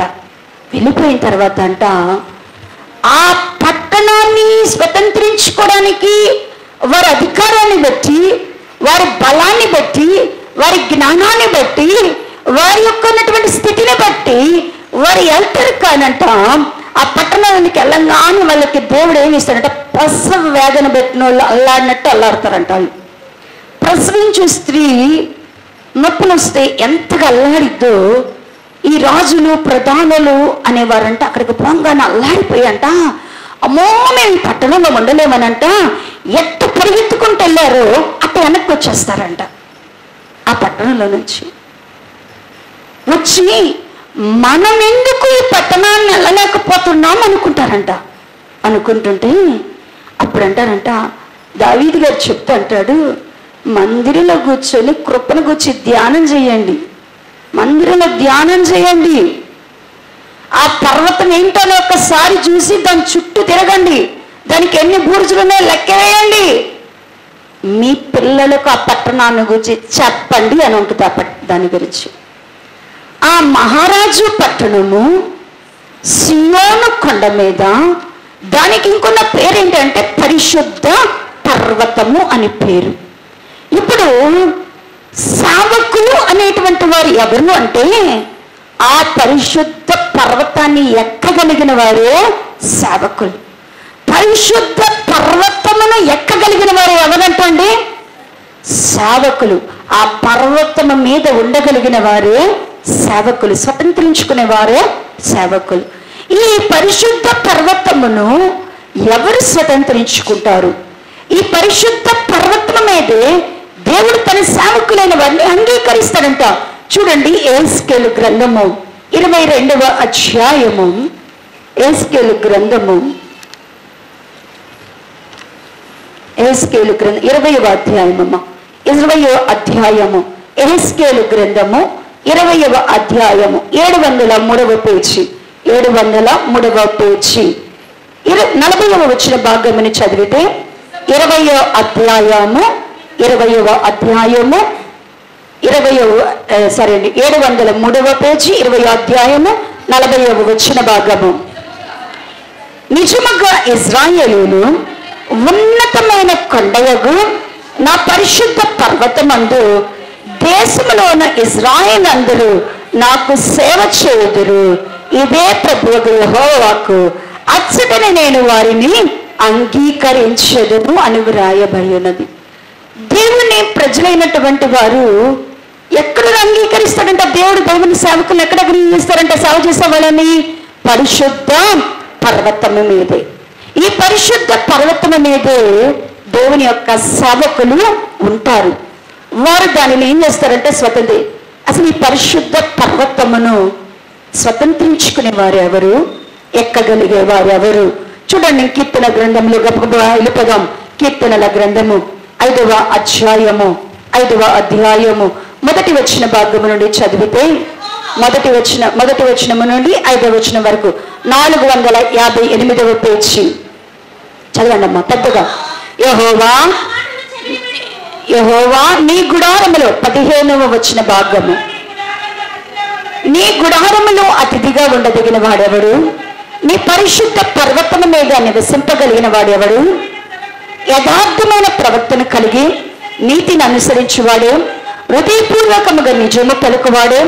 అటువాడు నాలుకతో కొల్లెములాడు, తన క్షణికానికి కీడు చేయడు, తన పొరుగువాని మీద నింద మోపడు, అతని దృష్టికి నీచుడు అసహ్యుడు. అతడు యెహోవా యందు భయభక్తులు గలవారిని సన్మానించును. అతడు ప్రమాణము చేయగా నష్టము కలిగిన మాట తప్పడు. తన ద్రవ్యము వడ్డీకి ఇయ్యడు, నిరపరాధిని చెరుపుటకై లంచము పుచ్చుకొనుడు. ఈ ప్రకారము చేయవాడు ఎన్నడను కదిల్చబడడు అంటున్నాడు. పరిశుద్ధ పర్వతమందు నివసింపదగిన వారు ఎవరు అని ప్రశ్నిస్తున్నాడు. దావీదు గారు అన్నాడు, అయ్యా నీ గుడారంలో ఎవరుంటారు? పరిశుద్ధ పర్వతంలో అసలు నివసించేవారు ఎవరని ఒక ప్రశ్న ఇస్తే, ఎవరు పరిశుద్ధ పర్వతాన్ని స్వతంత్రించుకుంటారంట? సేవకులు అంటున్నారు. సేవకులైన వారు ఎలా ఉండాలా? సేవకులైన వారు ఎలా ఉండాలి అంటారంట, యథార్థమైన ప్రవర్తన కలిగి నీతిని అంటే అనుసరించాలా, హృదయపూర్వకముగా నిజం మాట్లాడాలి. ఏముందంట? ఎలా ఉండండి నేర్చుకోవాలా మనము? దేవుని నీవు నా సేవకుడు అని ఆయన యాకోబును పిలిచాడు. నిజముగా నీ సేవకుడనే దావీదు గారు దేవునితో మాట్లాడుతున్నాడు. దానియేలును జీవము కలిగిన దేవుని సేవించే సేవకుడా అని పిలుస్తున్నాడు. నైతిమంతుడని నా సేవకుడని యేసుప్రభు వారి గురించి చెప్తున్నారు అంటే వాళ్ళు ఎలా ఉంటే వాళ్ళని గురించి చెప్తున్నారు దేవుడు. దావీదు గారు అంటున్నాడు కదా, అయ్యా యథార్థమైన ప్రవర్తన కలిగి. దేవుని బిడ్డలకు ఏం కావాలంట? యథార్థమైన ప్రవర్తన. నువ్వు యేసుప్రభు నమ్ముకున్నావు, నీవు ఆత్మలో భాషలు మాట్లాడే కన్నా, ప్రవచనాలు చెప్పే కన్నా, దర్శనాలు చెప్పే కన్నా, నేను నా అభిప్రాయం చెప్తున్నా. నేను ఇది అని చెప్పట్లా, నేను ఇది మ్యాండేటరీ అని నేను చెప్పట్లా. నా అభిప్రాయం నేను చెప్పుకుంటున్నా దేవుని సన్నిధిలో. నువ్వు ప్రవచించే కన్నా, నువ్వు దర్శనాలు చెప్పే కన్నా, నువ్వు కలలు కనే కన్నా, నువ్వు ఇంకేదేదో దేవుని నామాలు చేసే కన్నా యథార్థమైన ప్రవర్తనను చూపించు దేవుని సన్నిధిలో. నీ పక్కనున్న సహోదరికి యథార్థమైన ప్రవర్తనలో కనబరిచగలరు.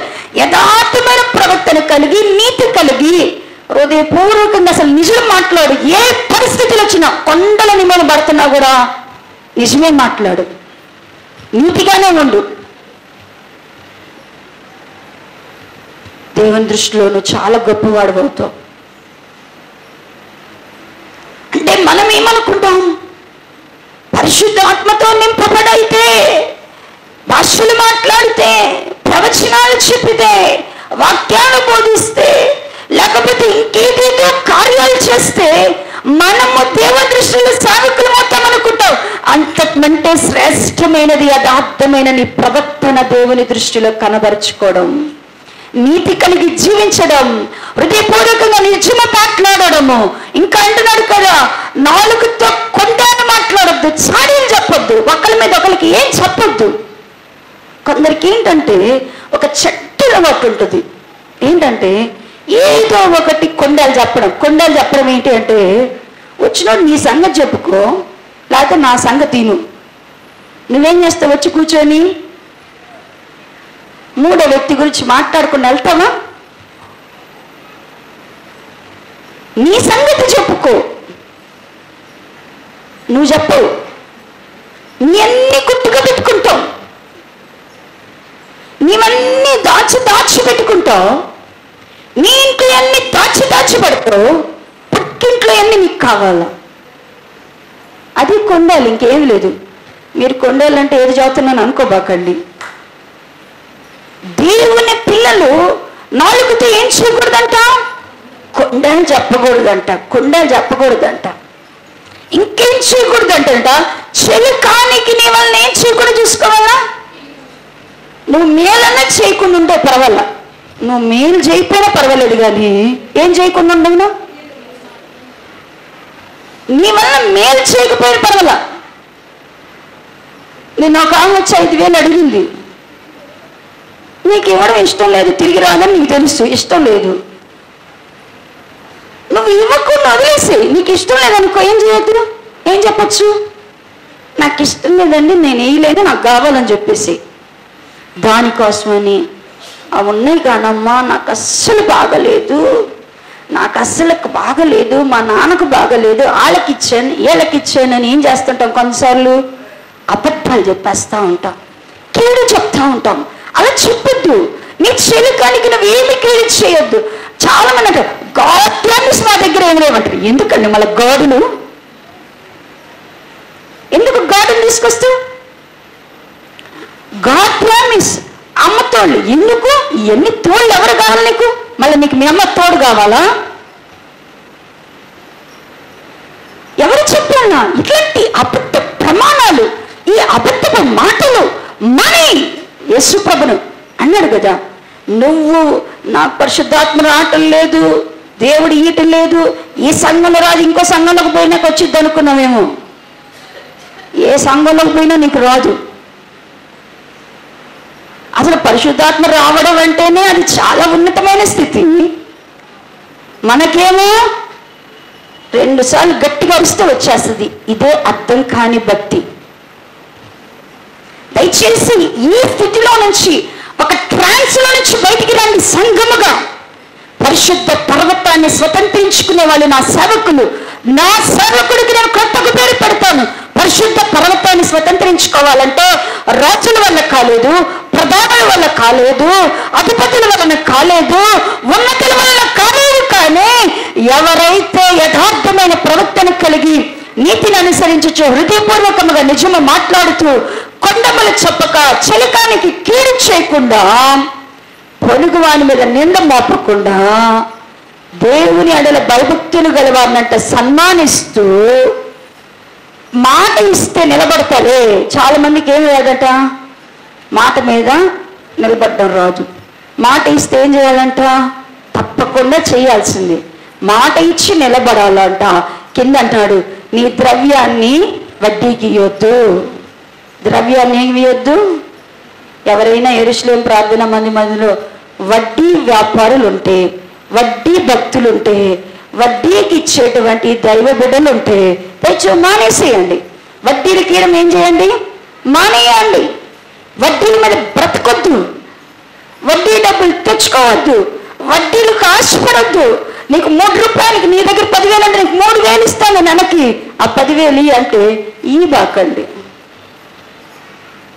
ఇవ్వద్దు. అట్టగా వడ్డీలకి ఇవ్వద్దు. ఇస్తే మాకు 100 రూపాయలు ఇచ్చి దులిపేసేసుకోండి ఇంకా అంతటితో, అది మీ డబ్బులు కాదని. కానీ వడ్డీలకి ఇచ్చే అలవాటు ఉందా? ఆ వడ్డీలు వచ్చే వాళ్ళు ఎక్కడికి ఎక్కలేరంట. వడ్డీలకి ఇచ్చేవారు ఎక్కడికి పోలేరంట. వడ్డీలకి ఇచ్చేవారికి ఒకే గతి, తీసుకున్న వారికి ఒకే గతి ఉంది యెషయా గ్రంథంలో. వడ్డీలకి ఇచ్చేవారికి అదే గతి, తీసుకునే వారికి కూడా అదే స్థితి. మోసం చేసేవాడు ఒకటే, మోసపోయిన వాడికి కూడా ఒకటేనంట. అందుకని జాగ్రత్తగా ఉండాల అన్నాడు కదా. ద్రవ్యమునకు వడ్డీ వద్దు, లంచాలు పుచ్చుకోవద్దు. ఏం చేయొద్దు? లంచాలు. ఎవరు కూడా లంచాలు, బహుమానాలకు ఆశపడకుండా ఉంటేనంట దేవుని బిడ్డలైన వారు ఎక్కడుంటారు అంటేనంట పరిశుద్ధ పర్వతం మీద ఉంటారు. ఇంకా పరిశుద్ధ పర్వతమును ఎక్కదగిన వారి గురించి చెప్తూ 24వ అధ్యాయము 2వ వచనం 3వ వచన భాగము నుండి చదివితే, యెహోవా పర్వతమునకు ఎక్కదగిన వాడు ఎవరు? ఆయన పరిశుద్ధ స్థలములో నిలవదగిన వారు ఎవరు? వ్యర్థమైన దాని అందు మనసు పెట్టకయు, కపటముగా ప్రమాణము చేయకు, నిర్దోషమైన చేతులను శుద్ధ హృదయము కలిగి ఉండివాడు అన్నాడంటాడు. పరిశుద్ధ పర్వతముని ఎక్కగలిగిన వారిని గురించి మాట్లాడుతూ, ఎవరుంటారు ఆ పరిశుద్ధ పర్వతములో? సేవకులైన వారు ఎవరుంటారు? వ్యర్థమైన దాని మీద దేని మీద కూడా మనసు పెట్టొద్దు. వ్యర్థము అనుకున్న దాని మీద ఏం చేయకూడదంట? మనము మనసు పెట్టకూడదంట. కపటముగా ఏం చేయకూడదంట? ప్రమాణం చేయకూడదు. నిర్దోషమైన చేతులు, మన చేతులు ఎప్పుడు కూడా ఎలా ఉండాలంట? నిర్దోషమైన చేతులు, శుద్ధ హృదయాన్ని కలిగి ఉండాల. ఇలా ఉండేవారు ఏనంట పరిశుద్ధ పర్వతమును ఎక్కదగిన వారు. ఈ పరిశుద్ధ పర్వతము దగ్గర చూడండి, యెషయా గ్రంథము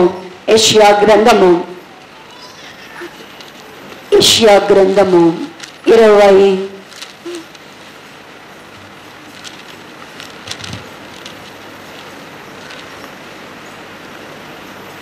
33వ అధ్యాయము యెషయా గ్రంథము 33వ అధ్యాయము 33వ అధ్యాయము 14వ వచన భాగము నుండి చదవండి. సియోనులో ఉన్న పాపులు దిగులు పడుచున్నారు, వనకు భక్తిహీనమైన పెట్టను. మనలో ఎవడు నిత్యము దహించు అగ్నితో నివసింపగలడు? మనలో ఎవడు నిత్యము కాలుచున్న వాటితో నివసించును? నీతిని అనుసరించి నడుచుచు, యథార్థముగా మాట్లాడుచు, నిర్బంధము వల్ల వచ్చు లాభమును ఉపేక్షించుచు, లంచము పుచ్చుకొనకుండా తన చేతులు మలుపుకొనుచు, హత్యను మాట వినకుండా చెవులను మూసుకొని, చెడుతనము చూడకుండా కన్నులు మూసుకుని వాడు ఉన్నత స్థలములో నివసించును. పర్వతములోని శిలలు అతనికి కోట అగును. పర్వతమును ఎవరు? దేవుని యొక్క పర్వతాలను.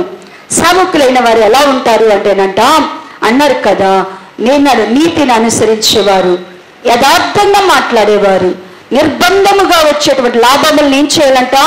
ఉపేక్షించాలంట. లంచం పుచ్చుకోకూడదంట. హత్యను మాట వినకుండా, చెడుతనము చూడకుండా ఏం చేయాలంట? కన్నులు మూసుకోవాలంట. అలాంటి వాడు పర్వతమునైనక శిలలు. ఇప్పుడు దేవుడు నిజముగా మనము దేవుని సేవకులమైతే దేవుడు మనకేం పెడతాడంటే క్రొత్త పేరు. సేవకులు అంటే ఎవరు? తను తాను ఉపేక్షించుకొని తన సిలువనెత్తుకొని వెంబడించేవారు. సేవకుడు అంటే ఎవరు అంటే నీతిని అనుసరించి యథార్థంగా ప్రవర్తించేవాడు, లంచాలు పుచ్చుకుని వారు, అన్యాయం చేయనటువంటి వారు, నిజం మాట్లాడేవాళ్ళు, చెడు సహోదరునికి పొరుగువానికి కీడు చేయనటువంటి వారు. వీరే ఏంటంటేనంట పరిశుద్ధ పర్వతమును కపటము లేని వారు, వ్యర్థమైన వాటి మనసు పెట్టక శుద్ధ హృదయం కలిగిన వారు. వీరే పరిశుద్ధ పర్వతమును స్వతంత్రించుకునే సేవకులు. ఇంకా చూడండి పిల్లలు, ఒక్క రెండు మాటలు చెప్పేసి ముగింపులోకి వెళ్ళిపోదాం. 41వ దావీదు కీర్తన, యెషయా గ్రంథము 42వ అధ్యాయము. యెషయా గ్రంథము 42వ అధ్యాయము. యెషయా గ్రంథము 42వ అధ్యాయం 603వ పేజీ. 42వ అధ్యాయం మొదటి వచ్చిన భాగము నుండి, ఇదిగో నేను ఆదుకొని నా సేవకుడు, నేనేర్పరుచుకొని నా ప్రాణమునకు ప్రియుడు, అతని యందు నా ఆత్మ ఉంచి ఉన్నాను. ఇక్కడ అంటున్నాడు కదా, ఇదిగో నేను ఆదుకొని నా సేవకుడు. దేవుడు ఏమని పిలుస్తున్నాడు? మొదట ఇదిగో నేను ఆదుకొని నా సేవకుడు అన్నాడు.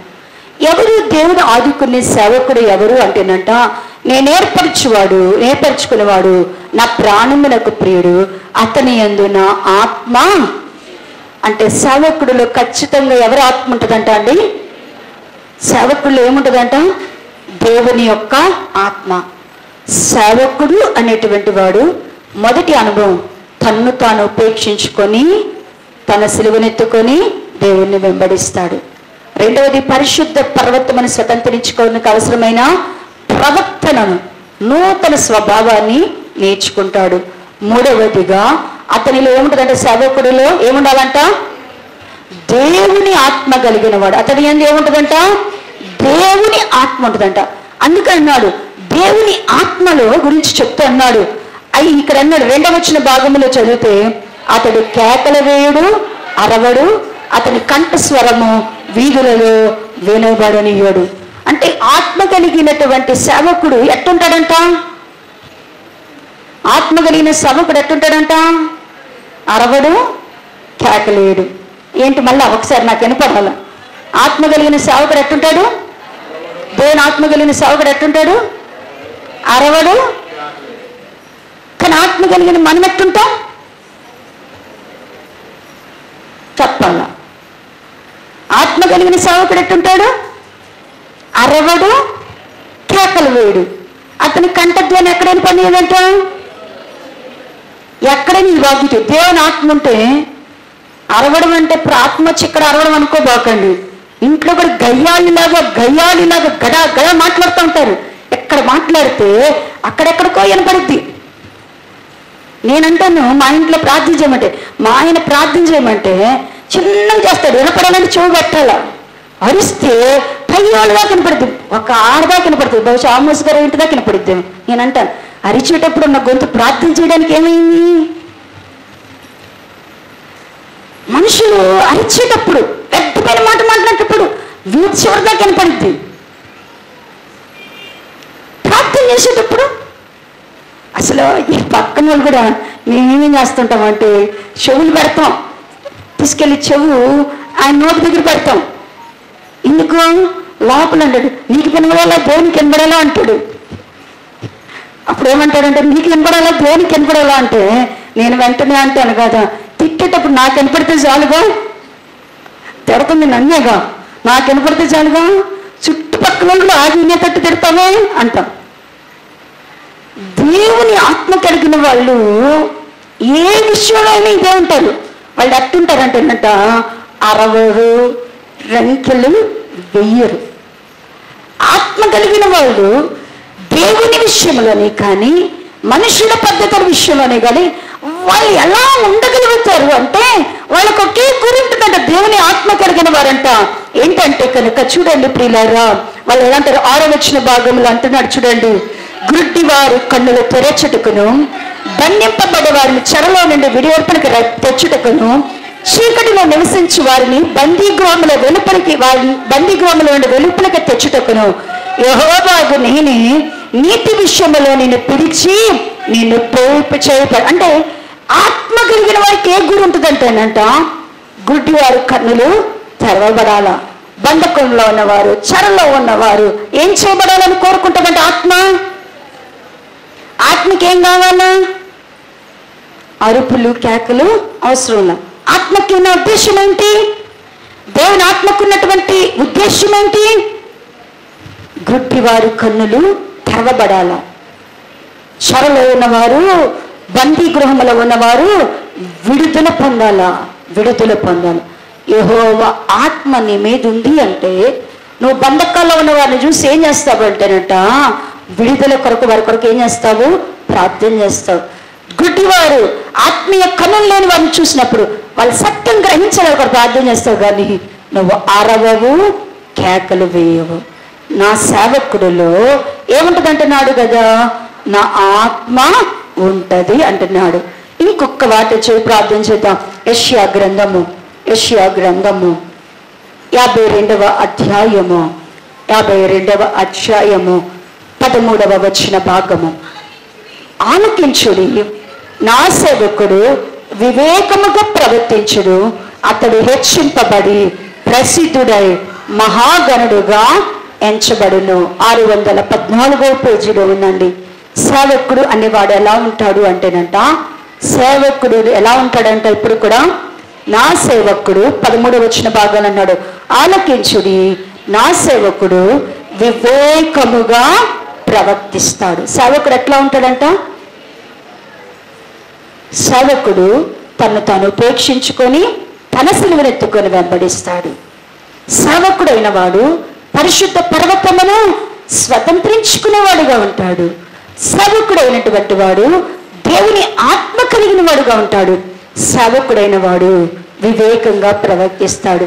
వివేకము అంటే ఏంటి చెప్పండి? వివేకము అంటే ఏంటి? వివేకము అంటే ఏంటి చెప్పాల? వివేకము అంటే ఏంటి చూడండి. ఏబు గ్రంథము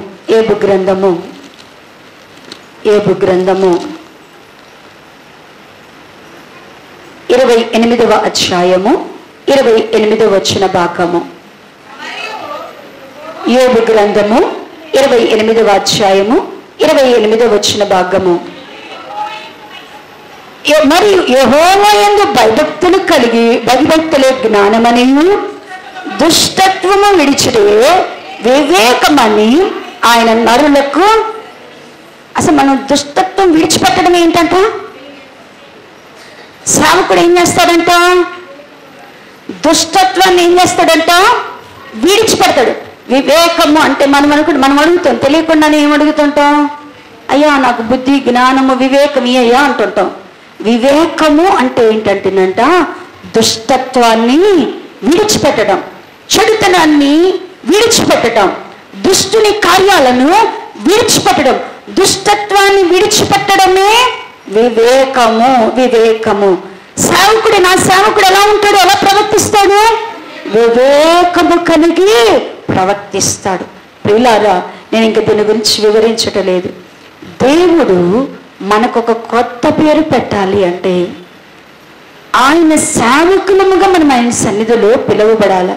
మనల్ని కూడా నిజముగా దేవుడు మనల్ని ఎలా పిలవాలంట? నీవు నా సేవకుడవు, నీవు నా సేవకురాలవు, మీరు నా సేవకులు అని పిలవాల. అలా మనం పిలిపించుకోవాలి అంటే అలా సేవకులుగా ఉన్న వారిని దేవుడంట ఘనపరుస్తాడు. నేను ఎక్కడుంటే నా సేవకుడు అక్కడ ఉంటాడు. నా సేవకుడిని నేను ప్రసిద్ధి చేస్తాను, ఇక్కడ అన్నాడు కదా, హెచ్చిస్తానంటున్నాడు.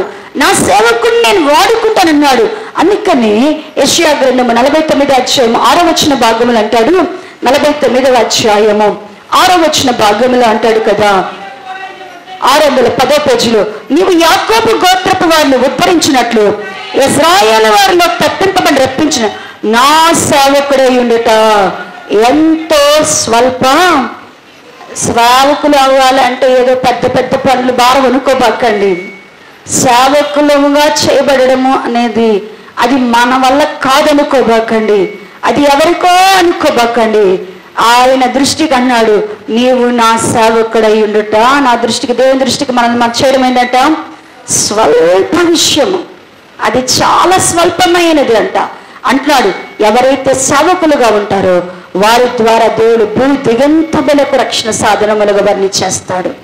ఎవరు సేవకులై ఉంటారో వారిని భూ దిగంతముల వరకు దేవుడు వారిని ఏం చేయగలరంటే రక్షణ సాధనగా చేస్తారు. వారిని ఆయన రాజ్యములో కూర్చుండబెట్టుకుంటాడు, ఆయన ఘనపరుస్తాడు. ప్రియ దేవుని సంగమా, ఎవరికి తెలియని ఆ కొత్త పేరుతో ఆయన మనల్ని పిలవాలని ఆశపడుతున్నాడు. మనమందరము పరలోకంలోకి వెళ్ళిన తర్వాత జయించిన వారితో కూడా కలిసి ఆయన సన్నిధిలో ఉన్నప్పుడు దేవుడు ఆయన మనకి బిరుదునిచ్చి కొత్త పేరుతో పిలిచినప్పుడంట నిజమైనటువంటి బహుమానాన్ని, వాగ్దాన ఫలాన్ని మనం స్వతంత్రించుకున్నాం. అట్టి కృప దేవుని సేవకులముగా ఆయన అంటాడు, మనం ఆయన సేవకులముగా ఉండట ఆయన దృష్టికైతే స్వల్ప విషయమే. అలాంటి వారిని దేవుడు భూ దిగంతముల వరకు రక్షణ సాధనములుగా చేసుకొని ఆయనతో కూర్చుండబెట్టుకున్నారు. అట్టి వారముగా ఆయన సేవకులముగా ఆయన చేత క్రొత్త పేరు పెట్టించుకున్నాం. అట్టి కృపా దేవుడు సంఘానికి దయచేయునుగాక. ఆమేన్.